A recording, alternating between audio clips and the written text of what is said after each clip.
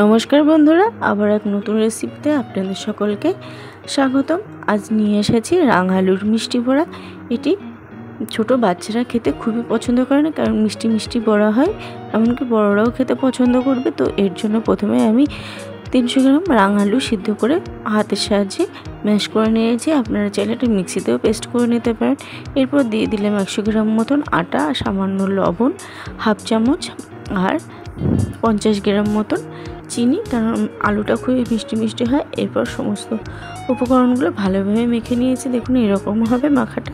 এরপর একটা কড়াইতে সাদা তেল গরম করে নিয়েছি।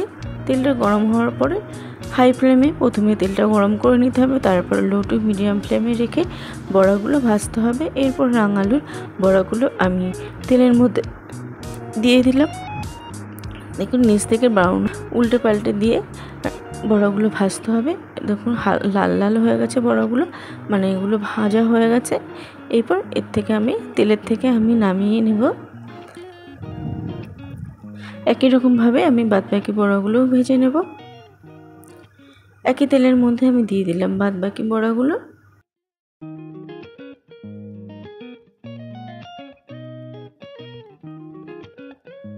আপনারা যদি বাড়িতে বানিয়ে দেখতে পারেন, খুবই ভালো লাগবে। এই বড়াটা খেতে শুধু মুখে খেতেও খুবই ভালো লাগে, বাচ্চারা খুবই পছন্দ করবে। তো এই বড়াগুলো নিচ থেকে হয়ে গেছে, এবার উল্টে পাল্টে লাল লাল করে ভাজা করে নেব।